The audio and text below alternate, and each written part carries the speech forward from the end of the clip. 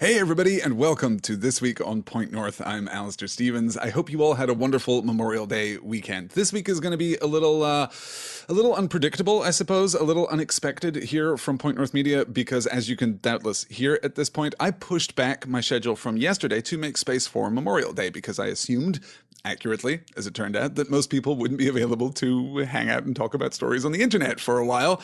At least most people here in the United States, I should say. And then, of course, as is my way, I got immediately sick. I'm not as bad as I sound, I promise you. It is just a throat thing. But that does mean that I am pushing back today's Dear Mr. Potter. This is the headline of This Week on Point North. I am pushing back today's Dear Mr. Potter to tomorrow. So Angela, I know, was going to have to duck out early of the MP in order to go and see Solo, a Star Wars movie. So now, hopefully, Angela, you won't have to do that. You'll be able to just go see Solo and then join me for Dear Mr. Potter tomorrow. So I haven't yet put out the revised schedule. The calendar is up to date and the Crowdcast page is up to date, but I haven't yet put up the blog post over on pointnorthmedia.com or sent out the newsletter. That will be happening within the next half hour. Like the minute we're done with this, I'll be able to take care of that. But I can very quickly and efficiently gloss the week's activities for you, because we begin here, obviously. We're going to continue with Dear Mr. Potter tomorrow. It's still going to be the afternoon slot, so it's going to be 3 p.m. Eastern, 2 p.m. Central, with Dear Mr. Potter 56. I want to say, let me double check that, 56, The Truth, in which we, approach the end of Harry Potter and the Goblet of Fire and finally get some answers. We bring together pretty much all of the subplots that we're interested in resolving at this point in the book, and we pretty effectively and thoroughly discard the others. That's all well and good, I suppose. But it's a fascinating read. It's a very rich read. And then we're going to hopefully conclude Harry Potter and the Goblet of Fire next week. That's the plan, at least. Also tomorrow at 10 p.m. Eastern, 9 p.m. Central, will be the delayed patron-exclusive book club discussion for the third episode of the BBC Sherlock series, The Great Game, in which we, minor spoilers, introduce our series antagonist, Jim Moriarty. I have never really liked this episode.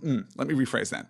I have never liked this episode of Sherlock as much as I have wanted to like this episode of Sherlock, but watching it again, I found myself really admiring the structure and the ambition of the episode. It is not a perfect episode of television, but it is a really strong statement of intent from Sherlock. It is also, very interestingly, a powerful signifier for everything that will go wrong with Sherlock in the end. By the time we get to season 4 and Sherlock is almost a parody of its former self, everything that happens to the series is indicated in this one episode. So it's going to be a really fun discussion to break that down. Then next week, we're going to finish up our discussion series on Sherlock by breaking out of the first season and moving on to the second season and talking about a scandal in Belgravia and talking about, of course, the woman.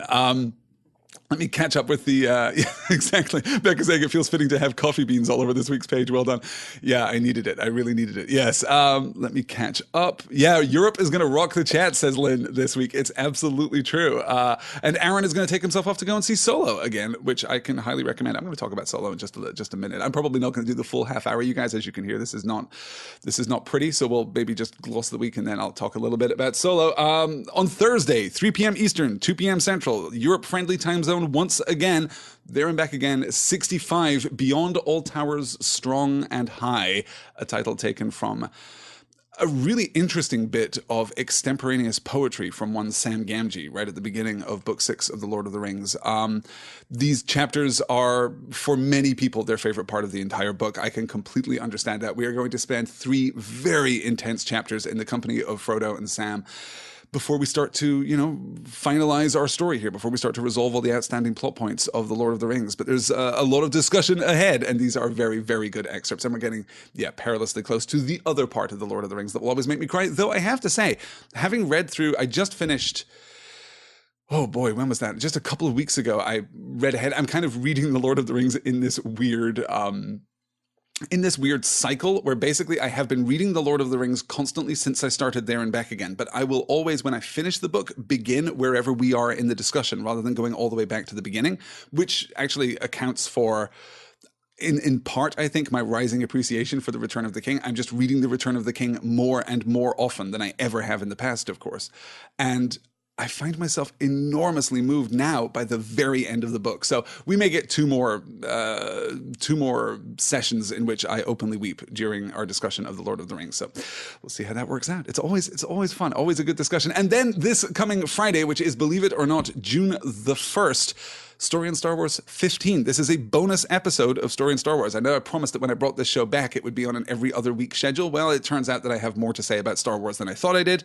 Well, more to say about Star Wars than I promised, at least. And this week, we're going to do a little more discussion on The Last Jedi. I'm going to answer some listener questions. It's going to be really, really fun and interesting. That should go up Friday evening. And then next week, I'll be back with some follow-up thoughts on Solo. I'm going to go and see Solo at least, I think, twice this week. So once in the middle of the week and once at the weekend. Okay, I'm not going to spoil Solo for you, but in case you haven't yet seen the movie or you haven't yet heard my discussion, my spoiler-filled discussion over on Story in Star Wars, let me kind of give you a gloss of it. I think that Solo is a really very good film. I think it is an excellent example of what this type of story can be. I think that it doesn't fall into any of the obvious flagged traps that await a narrative that delves so deeply into the backstory of a very well-established and, let's just say, iconic character like Han Solo. I think that the performances across the... I think the performances, as I said in the show on Friday, I think the performances range from absolutely competent to excellent. I don't think that anyone falls below the level of absolute competence. But I have been thinking a lot about Emilia Clarke's performance and the degree to which I am correctly identifying intention within her performance and the degree to which I'm misattributing something that is perhaps a little weaker in her performance. I don't think that distinction functionally matters in terms of my personal response to the movie. I think that I enjoyed her well enough because I was able to believe that a lot of what was happening in the movie was intentional. And I think that that's not just a stretch, and it's certainly not just because I happen to like Emilia Clarke as an actress. I think that there are clear visual signifiers and aesthetic signifiers and narrative signifiers within the text that do point toward a kind of a performance that we are getting from Emilia Clarke as Qi'ra. And I think for me, I am A, convinced by those pointers and signifiers, and B, really quite charmed by the performance as a result. I think that if you don't believe that what she is doing in the movie is intentional, it may come off as a little weak. But even then, I don't think anything worse than competent. I think that's about the worst slight that you can direct at this movie. Of course, Solo has already been recognized as a huge commercial disaster. It's really an embarrassment. It's a surprise that any movie theaters are continuing to do business. I'm so exhausted by internet hot take culture, you guys, particularly over Memorial Day weekend when there is no news. So the smallest news story is expanded and blown out into this whole a raft of thesis statements woven together by speculation and inference. And Solo is a perfectly good movie. I think it is probably my least favorite of the new Star Wars movies, from Force Awakens to Solo. So of the four that we've had, including Rogue One and The Last Jedi, I think it is probably my least favorite of those four, but I still think that it is very, very good. I do not say that as any kind of criticism at all. I happen to think that the other movies are, for my personal taste, a little stronger, a little more full. But I do think that it is perhaps a little safe. It is perhaps a little pedestrian. It is perhaps a little too interested in part, particularly once you get to the third act. It is a little bit too interested in earning its title as a Star Wars movie. We do things within the frame of this film that flatly we ought not to do, that we wouldn't do if this wasn't a Star Wars movie, right? If this was a standalone story about this sci-fi character Han Solo, then we wouldn't take this weird shift toward the grand and indeed the grandiose in the third act. But I think it's fine. I think even that stuff, which is the stuff that is most problematic in the movie for me, I think it's fine. And when I say, of course, that this is my least favorite of the four, I will recognize that it is a much more consistent text than The Last Jedi. I think The Last Jedi is in part a hot mess and in part utterly brilliant. That's the thing about The Last Jedi, is that I would argue that the delta between the good and the bad in The Last Jedi is greater than any of the other modern Star Wars movies. I think that I think it contains some of my favorite stuff in modern Star Wars, and also my least favorite stuff in modern Star Wars. So Han is certainly I keep calling it Han. Solo is certainly a more consistent piece than The Last Jedi. Probably not quite as consistent or quite as considered or quite as purposeful as Rogue One, but then of course Rogue One never had to justify its inclusion in the Star Wars canon. Rogue One, a Star Wars story fits Rogue One a damn sight better than it fits the Solo movie. I'll put it that way, because Solo, for most of its running time, is not in fact a Star Wars movie. That is to say that it obviously takes place in the Star Wars universe with characters that we know and care about, but it isn't concerned with any of the themes or concepts or underlying motivation of the Star Wars universe, which again is fine. That's what these anthology movies are for. It's only when it tries to plant a flag in that terrain that I think the movie stumbles a little bit. We get a lot of third act exposition that I just don't think that we need that much. But anyway, all of that is to say, I had a Story of Star Wars episode go out on last Friday, and I will have another next week about Solo. This week, Last Jedi listener responses. Good Lord. Yes, Angela's pointing out to us that Disney announced a new Star Wars animated series called Resistance, placed before The Force Awakens, done by the same team as Clone Wars and Rebels. So excited. I'm also very, very excited about that. I think that is, I'm deep in the Clone Wars now, you guys. I know that I've been talking about maybe turning my attention to the animated series. I'm only deep in Clone Wars now because I want to watch it all again in order. So I'm powering through the first season of Clone Wars. And I say powering through, it's not my preferred brand of Star Wars at this point in its run, I have to say, but it is still really good. Like, it's excellent storytelling. And I'm reminded, of course, that Clone Wars was produced during a time when Star Wars was still kind of narratively speaking on the back foot. It still it had to prove itself a little more and had to work a little harder. But yeah. Ethan saying that he liked Clone Wars, but not Rebels. Maybe one day it will come to Netflix. Yeah, I'm hoping so. I hope that all of the stuff is available. I think we're probably going to have to wait for whatever streaming service Disney puts together, I guess. We are, of course, seeing a greater stratification in this space. I have some friends who are very excited about the upcoming DC streaming service, which is going to feature all of the DC animation. And if you guys aren't comics readers or don't care about that kind of storytelling, I should say that in exactly the same way as Marvel dominates live action storytelling, be it on the big screen in the movie theater or on Netflix through their Netflix original series. In exactly the same way as Marvel dominates live action, DC dominates animation. DC animated movies have been fantastic for 30 years now at this point. They're just very, very consistent and very well done, and a much more natural home for the DC characters, I think. But DC is putting together the streaming service that's going to have, Batman the Animated Series and the Superman series that came out around the same time, and it's going to have Young Justice, and they're commissioning apparently a new season of Young Justice, I guess. There's a lot to be interested in about that, but the problem is this just increasing stratification. I think that in the years to come, we're going to end, and honestly, I'm already doing this, right? I will alternate between streaming services in like 3-month rotations. I will do 3 months of Hulu. I will watch everything that I want to watch on Hulu, and then I will let my Hulu subscription lapse, and I will instead resubscribe to Starz or another streaming service. This is going to become an increasing problem. And then, of course, what we're going to do ultimately is start bundling these things together, just like Hulu and Spotify now, where you can basically get Hulu and Spotify together for the same price as either Hulu or Spotify apart. We're just going to start bundling these things up in exactly the same way as we did back in the era of cable packages. And I'm not sure that that's good for the consumer. I'm not sure that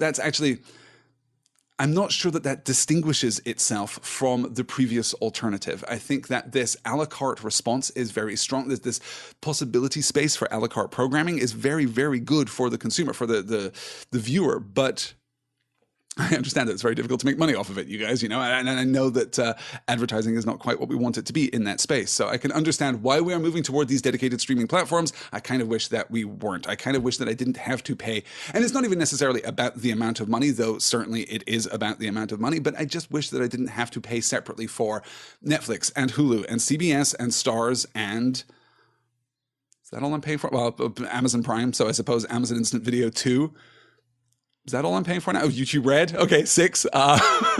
There may be others that I've forgotten about. There may be others that I've been very quietly charged for the last 6 months without ever thinking about it. But yeah, it's complicated. But yeah, we're going to see how it plays out. And of course, large companies like Disney are in a stronger position to make a play for this space because they have this breadth of content. They have almost this command of ubiquitous content, I suppose. If you want to watch something, odds are it's going to be a Disney thing right now. So that allows them to drive further into that space. Unfortunately, Disney is a notoriously conservative company, so they are not going to advance into that space, and they're not going to revolutionize that space in the way that a young, scrappy upstart company might do. So we'll see how it all works out. We will see how it all works out. Angela's recommending Counterpart on Stars. 3 words: parallels, indignity, and fringe. I haven't yet, but you know that I'm going to, Angela. You know that I'm going to. No, I have been watching. I've been watching Sweet Bitter over on Stars, which is never less than interesting. I do not think it is good. I do not think it lived up to its promise, but I do think that when it is good, it is always good in an interesting and provocative way, and when it is bad, it is always bad in an interesting and provocative way. I think it also dodges most of the obvious pitfalls awaiting a show of that type. So not something that I can give an unqualified recommendation to, but if you are interested in maybe watching it with a loved one or a significant other or even a group of friends, watching it knowing that you are going to spend the hour after the show is over talking about the show and trying to figure out what worked and what didn't and having that discussion, if that's an attractive thing, I can recommend Sweet Bitter over on Stars. I think I also previously talked about Troy, Fall of a City. Yeah, don't watch that show, you guys. It's really not very good. It has potential is the thing, and the first episode I think is a very strong statement of intent, and then it loses focus pretty hard and does not become what I want it to become, which is unfortunate. Oh, Becca's saying that Versailles just finished season 3. They're calling it quits. It's a good choice, but it's sad. Oh, I'm sorry to hear that. And I've been waiting to watch Versailles. I know that you've been a big advocate of that show, Becca. And Kylie Lynn is saying, I'm watching Sweet Bitter also, and I have the same feeling. Not sure if I like it. Oh, not sure if I like it or not, but I can't stop watching it. Yeah, Kylie Lynn, exactly right. Yes, it's weirdly enchanting, despite not being very good. Yeah.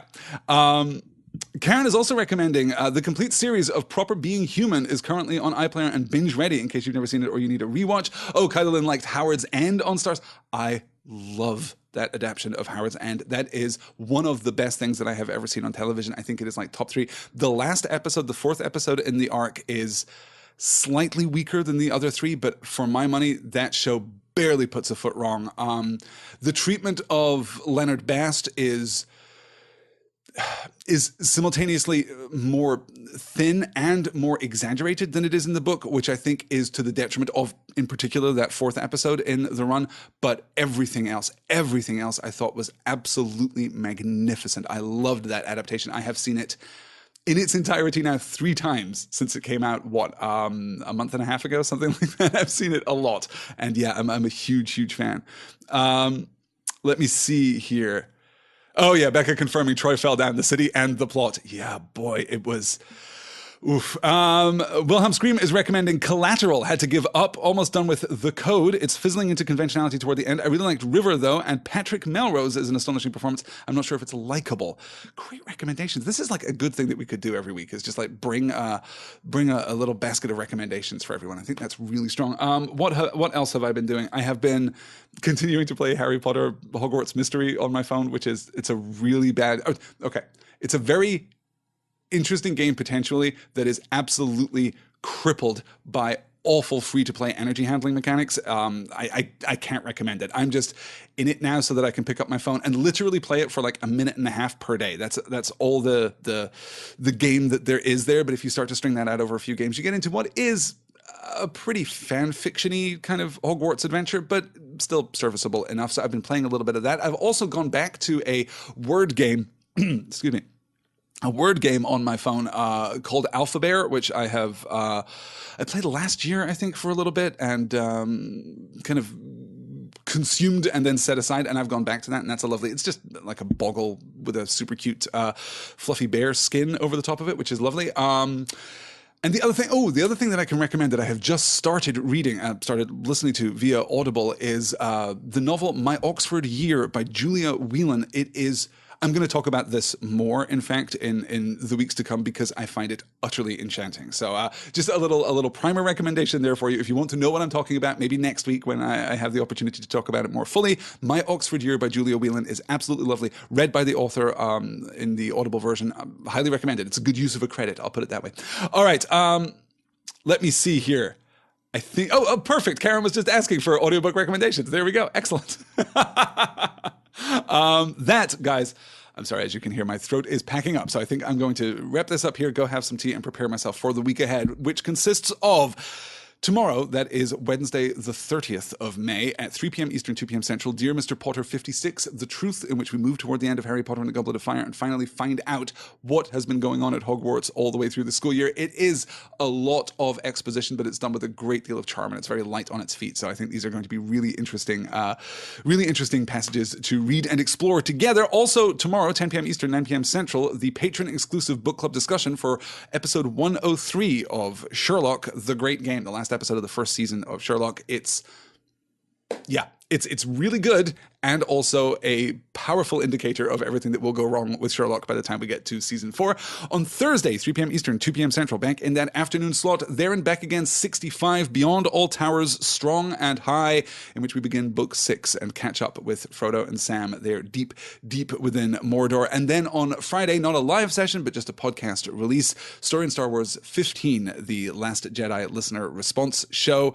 That is going to do it. I should also say at this point, that we will be back on the regular Point North schedule next week. That is the week starting Monday, the 4th of June. We're going to be back on our regular schedule. That will see us conclude our Sherlock book club and conclude, hopefully, Harry Potter and the Goblet of Fire, which is great because the following week, that is the week starting Monday, the 11th of June, I'm going to take that week off because it is my birthday and I'm going to take a summer vacation and I'm hopefully going to get out of the city for a couple of days and rest and restore. It is my 40th birthday in just a couple of short weeks, which is a wonderful thing to look forward to here in the height of summer in Oklahoma City. You guys, it has been an absolute pleasure talking to you today. I hope that you will be able to make it for DMP tomorrow and for our discussion of Sherlock and for our discussion of There and Back Again. And if you have thoughts on either The Last Jedi to pick up off of that Story in Star Wars discussion or thoughts relating to Solo, you can always, of course, email me, pointnorthmedia@gmail.com. Oh, and there is also one final thing.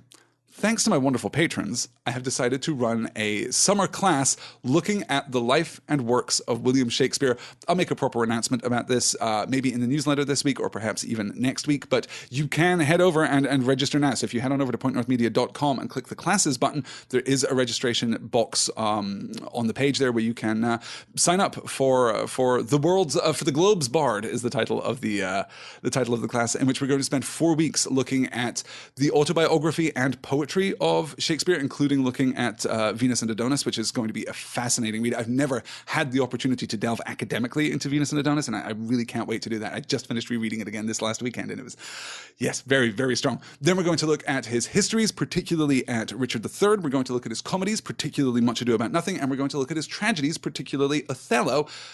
It's going to be great. It's going to be absolutely great. So that's a 4-week class. Each session is 2 hours. I think they're going to take place every Friday evening. I think that is the regular slot that we're aiming for right now because we've switched out the book club to Monday. Monday used to be class night. Friday would be book club night. We've reversed those. That's absolutely fine. I was actually going to run it on Wednesday nights, and I had gone all the way through the scheduling and was looking at the final schedule. And I was like, yes, this is perfect. This is exactly how it's going to line up. Wait, that Wednesday is July 4th, though. The first Wednesday of the class would be July 4th. So, yes, we'll push it back. July 6th is when that class begins. But registration is open now. Head on over to pointnorthmedia.com and click the classes button in the top right. And if you are a patron of Common Room Radio? I'm sorry, it's because... I've been rearranging my studio, and literally right behind my camera on the wall, there is a little Common Room Radio postcard right there that I'm looking at as I'm talking to you all this morning. So I do apologize for that. I may have said that 50 times through the course of this podcast, and I honestly have no recollection. It is like having the world's most distracting cue card just an inch to the right of where the camera is. So I do apologize for that. Pointnorthmedia.com. You can head on over there, click the classes button at the top of the page, and you will be able to register for the Globe's Bard, the life and work of William Shakespeare. That is going to do it. I'm going to go and have some tea and lay down in a cool room for a little while. That seems to be a good thing. I will talk to you all again very, very soon. Take care. Have a wonderful week. I hope you all enjoyed your Memorial Day. And I'll talk to you